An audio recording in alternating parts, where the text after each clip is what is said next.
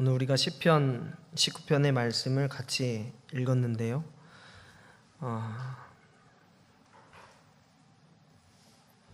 사도 바울이 로마서 1장 20절에서 이렇게 말씀을 했었습니다. 하나님을 모른 척하면서 믿지 않았던 자들, 나는 하나님을 전에 받은 일이 없기 때문에 하나님을 믿지 않게 되었다라고 혹시 그렇게 핑계할 것 같아서 이렇게 이야기를 합니다.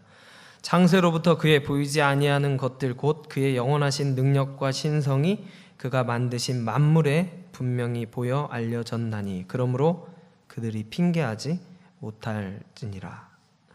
하나님의 심판을 생각하면서 하나님을 모르게 된, 하나님을 믿지 않게 된 그러한 원인을 오히려 하나님에게 그렇게 찾으려고 하는 사람들이 분명히 있을 겁니다.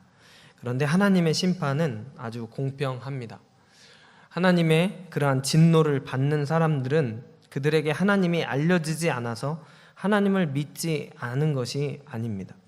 하나님은 모든 사람들에게 공평하게 하나님을 알리시고 보여주시는 그러한 분이시라는 거죠. 사람들은 그 하나님을 생각할 수 있도록 그렇게 만들어졌습니다. 그래서 모든 것을 창조하신 그분을 찬양하고 그분에게 영광을 돌리도록, 그분이 누구인지 알도록 그렇게 창조가 되었다라는 것이죠. 그래서 사람들이 문명이 발달하고 문화가 발달하는 곳에서 그들이 먹고 사는 것에서 문제가 없어졌을 때 그들이 추구했던 것은 뭐냐면 하나님, 그러니까 신이란 존재가 과연 있는가? 그렇다면 그 신이란 존재는 무엇인가? 또 나는 누구인가?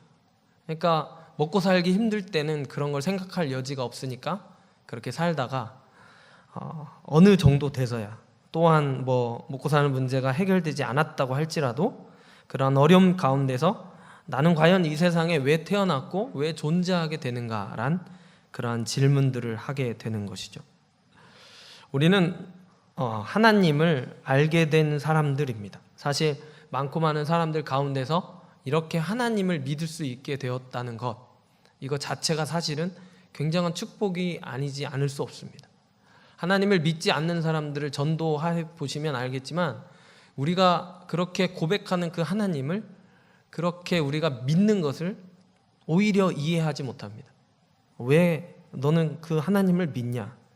왜 너는 예수님을 믿냐? 너는 또 왜 너의 시간을 낭비하면서 교회에 가냐? 왜 교회 일을 하냐?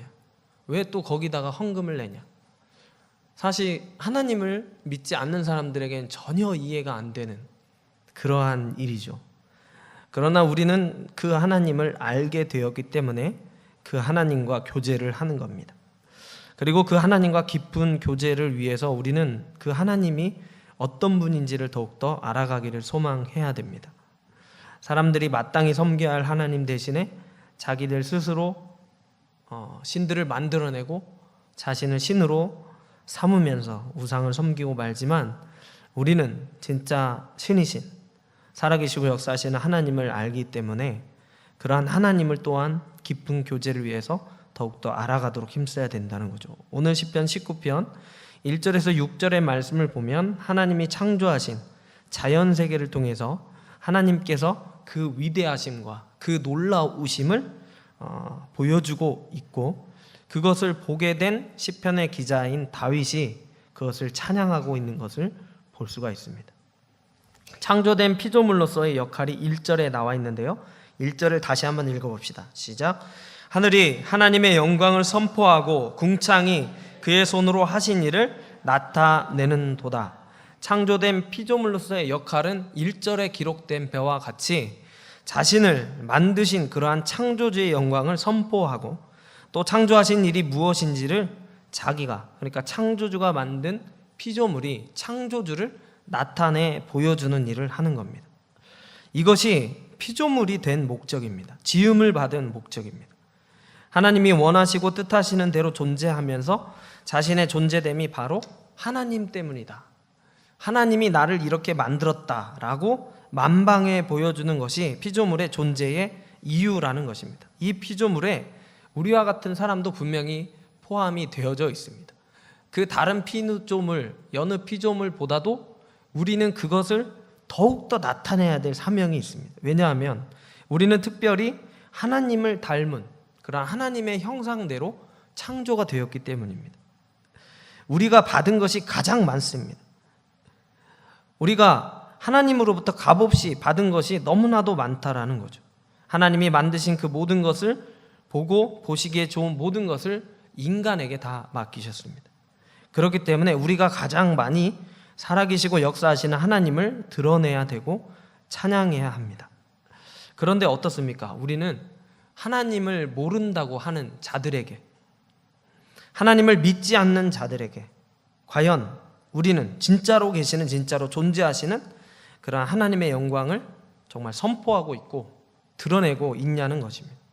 우리는 과연 얼마나 우리의 자신의 존재됨을 통해서 창조주 하나님의 영광을 선포하고 있고 창조주 하나님이 하신 일이 무엇인지를 나타내고 있냐는 거죠. 2절을 한번 보십시오. 2절부터 보면 날은 날에게 말합니다. 밤은 밤에게 지식을 전합니다. 언어도 없고 말씀도 없으며 들리는 소리도 없습니다. 아무것도 없는 것 같아 보입니다.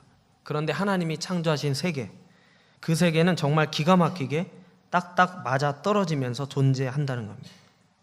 이것이 사실 조금이라도 어긋난다면 지금까지 이 세계가 이렇게 존재할 수는 없습니다. 조금이라도 정말 분명히 실체가 잡히지도 않고 보이지도 않고 들리지도 않지만 분명히 어떤 정해진 법칙이 있다라는 거죠. 그래서 사람들이 이것을 연구하면 그러한 자연의 법칙을 많이 발견하게 되는데 그것도 우리가 아는 것은 단지 몇 가지뿐입니다.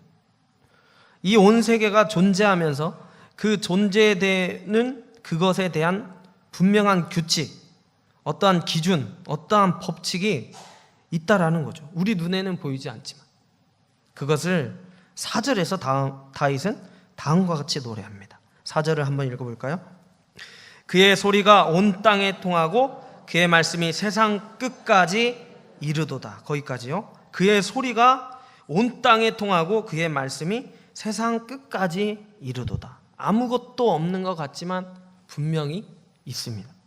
뭐가 있다는 거예요?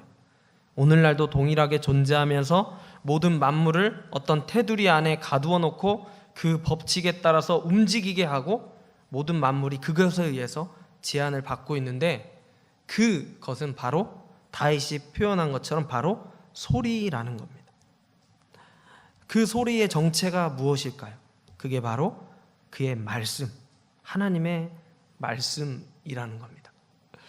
우리는 기억합니다. 태초에 하나님께서 천지를 어떻게 만드셨는지를 말입니다. 그러므로 하나님의 형상을 닮은 피조물인 우리는 그 하나님의 창조의 음성을 직접 들을 수는 없지만 그 음성이, 그 말씀이 이루어진 것을 직접 우리 눈으로 보고 있고 우리가 그것을 알 수 있고 그것을 느낄 수가 있다라는 것이죠. 하나님이 만드신 자연의 거대함, 위대함, 오묘함, 오밀조밀함, 아름다움 이런 것들을 볼 때 우리는 주 하나님을 찬양할 수밖에 없다라는 거죠. 어떻게 이런 것들이 이렇게 존재할 수 있을까? 이것을 도대체 누가 만든 것인가? 그 자연을 바라보면서 우리가 찬양할 수밖에 없다라는 겁니다.